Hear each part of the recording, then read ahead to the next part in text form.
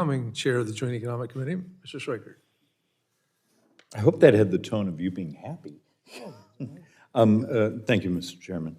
Mr. Ferry, CBO a little while ago put out a letter, hours ago, I think, and one of their numbers was a dynamic score that a 10% across the board would static decrease deficits by about 2.2 trillion, dynamic about 2.1. But if it's a broad-based, are you someone as, because you have pretty impressive economic credentials, do you also see the currency adjustment within a broad-based, sort of flat model tariff like that? Our own model shows with a larger tariff, 20 and 60, roughly $6 trillion of federal income over 10 years. So that's considerably more, okay? And that's because we assume the economy will grow more than I suspect the CBO does, although I haven't read the CBO's. The CBO letter was just, I don't think, they did a 60% tariff, but some of the numbers in there were solely focused on, looks like on China. But have you ever run the 10% model? Yes, we've run a 10% model and published it, and it was somewhat consistent with what you're asking about. Let me answer your question directly. Because currency is what you're interested in? Yeah, currency is one of my, because there's a reason for that. Right, and most of these models do not include currency because currency is a nominal variable, a monetary variable, not a real variable. So you have to take a position on what you think would happen in the currency. And my view is that the currency value of the dollar is not determined by the trade balance, and I think there's 50 years of evidence to show that. I would have supported the DBCFA if it had included a proposal to manage the currency. The U.S. needs to manage the dollar to a competitive level. So what I'm saying is the currency is completely unpredictable. I actually agree with the incoming Treasury Secretary that governments in certain advanced countries, particularly the Anglo-Saxon countries, will typically allow stupid things to happen to their currency. So what we would need to do to achieve what you're talking about is manage the dollar, hold it at a competitive level, and say we're going to allow those tariffs to increase the size of the productive sector of the economy. Okay. Does that answer your question? It does. Look, I don't have a PhD, but I always then worry about nominal interest rates effects on the selling of debt.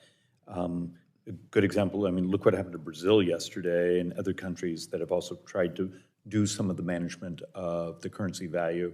The debt markets, particularly a country like ours, we brought, what, 10 trillion to market last year? And with our demographics, it's going to get worse.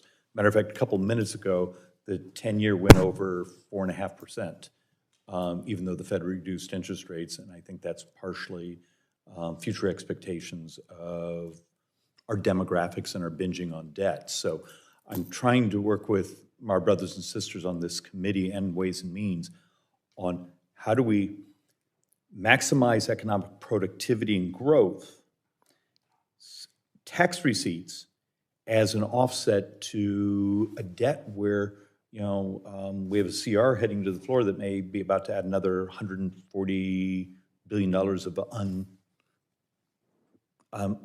unoffset debt. So that means our baseline now is already, what, 2.3 trillion debt this year, coming year? Maybe with some of the other economic factors, if interest rates stay this high, you're going to a 2.6. That means you're borrowing $80,000 a second. We got a math problem. And so is a tariff, destination tax, choosing those who we like and incentivizing trade with them and punishing those we don't? It's somewhere here there has to be a unified theory of both receipt stabilization, economic growth maximization, and accepting the reality of our demographics. Remember, 100% of the debt, basically from today through the next 10 years, is interest and demographics. It's healthcare costs. We got old. That's not Republican or Democrat, it's math.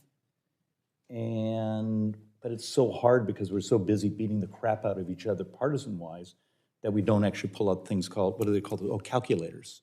Well, And sorry for the preaching, but I'm frustrated. No, you're right. This is a serious problem. What we have to do is get the budget deficit down, which involves cutting spending. We can, as you say, increase tax receipts by growing the productive sector through tariffs and industrial policies. And we can hold interest rates down in doing that. We can. Okay. And I hope there's actually even a third round because there's a difference between industrial policy and subsidized industrial policy, because across the world now we've set off a cascade where China, I think, has put 36 billion into their chip sector. Europe just did almost the same thing. Taiwan's about to do it. So all we did is now create rent-seeking around the world when it's industrial policy with cash. And there becomes the problem. We didn't actually gain really that much true productivity because we just set off a subsidization cycle around the world. So with that, I yield back. Thank you for your patience.